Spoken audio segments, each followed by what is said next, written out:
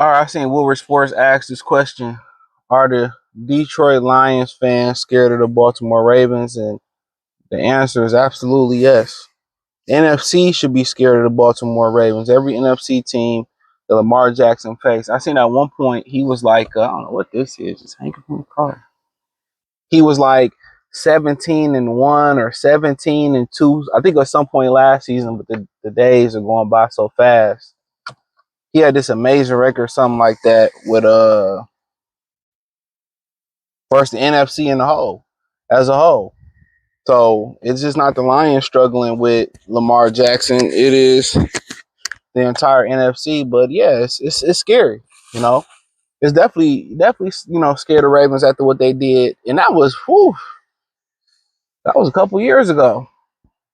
That was a couple years ago. I was at Cedar Point when they was getting beat down like that, and so yeah, there is a fear there. I mean, even when they came to Ford Field, I think the year before that, I was coming back from Charlotte when that happened, and Hollywood Brown dropped all those passes, and Justin Tucker kicked that long field goal. I think he kicked the long field goal before that. He out the league right now because he, has some issues with the massage therapists and stuff. I didn't know, guys, and this whole thing with happy endings was such a big deal that guys, the first thing you say if you go get a massage, hey man, did you get up? Like, damn, like y'all that thirsty for sex that you just can't go get a regular massage. You know what I'm saying? Y'all gotta ask about like some people are. It's one thing to be kind of a sexually driven person, and as a teenage boy and a young man in his 20s, supposed to be like that, all right, to a certain extent, right? But y'all, a lot of dudes just be, and women be perverts. Y'all are straight perverted. It's kind of crazy, uh, but yeah, man, let's talk about it. Thumbs up the video, share the video, subscribe to the channel. But yeah, they do scare them. You do worry about the Lions still, decimated this pass rush, and they keep saying, "Oh, we're gonna know about Marcus Davenport at the end of the week." Motherfucker, it is the end of the week. It's Thursday. You know what I'm saying? What we talking about the end of still, because the end of the week is technically Saturday. Sunday is the start of a new week. Most people look at it as Monday because we go back to work, but Sunday is the start of a new week. And a lot of religions they honor that. They honor that, like a lot of the Sabbath day in some religions is actually Saturday. You know what I'm saying? Saturday is where they, day of rest or they practice whatever. Sunday is a new week because they see Saturday as the end of the week. But here nor there. When are we gonna hear this news?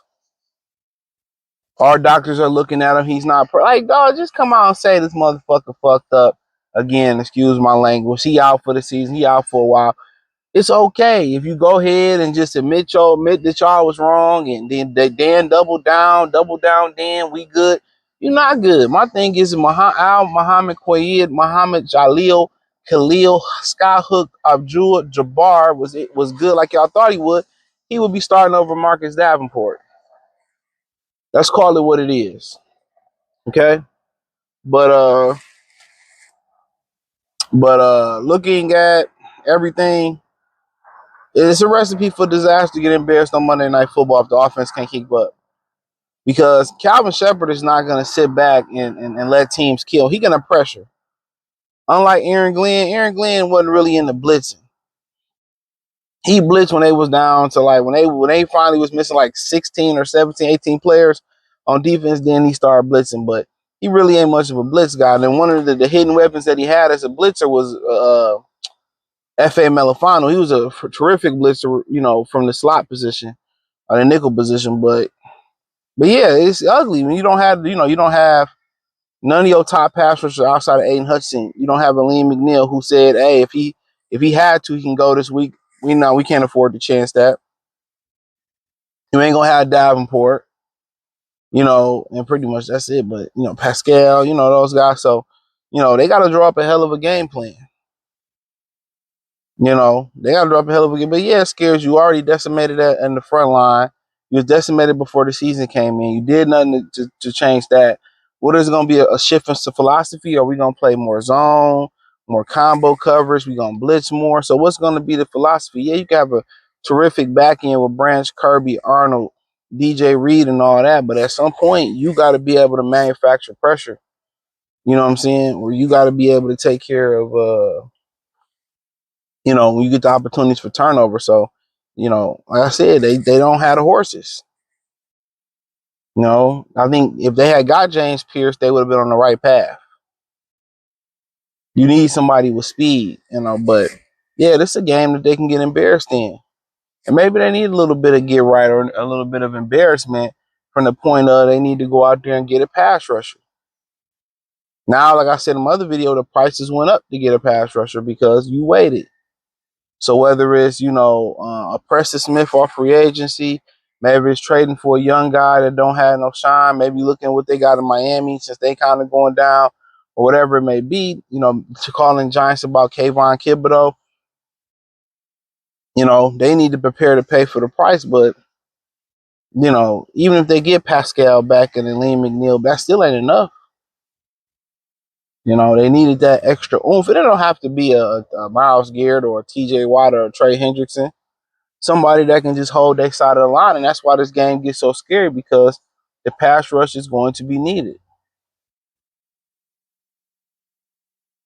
The pass rush is going to be needed. And then they whole hell-bent thing on playing man-to-man coverage. They hell-bent on playing man-to-man coverage.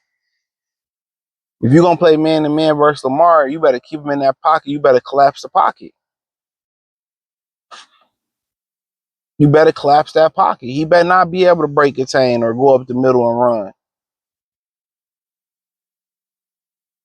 That's the thing about it. So, but yeah, it's a scary game because they can get embarrassed nationally. And the Green Bay game wasn't an embarrassment in the standpoint they really should have hung up 40-50 on the Lions. They just grinded one out. No Diddy, no Harvey Weinstein, no Kevin Spacey. But this one can get ugly quick because Baltimore is explosive offense. And even if they don't do some things well, Lamar can just get them out of trouble. So the thing you want to do is really you want to take the middle of you want to keep them in the pocket, collapse the pocket, get your hands up, and you want to make them throw the ball outside the hashes. You want to take anything over the middle away. Make him throw outside those numbers. That's why when he break contain, he got to throw outside the number. Anything outside those hashes and outside those numbers, for the most part, is timing.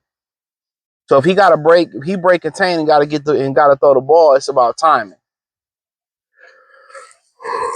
So him improv and throwing opportunity for turnovers, but we'll see. But yeah, they scared the hell out of Lions fans. I said, thumbs up the video, share the video, subscribe to the channel. Next subscribe button is the bell icon button. Check out Detroit Lions Talk playlist. Hit the link tree. You can find me on X, Instagram, Spotify, Anchor, Cash App, Venmo, PayPal.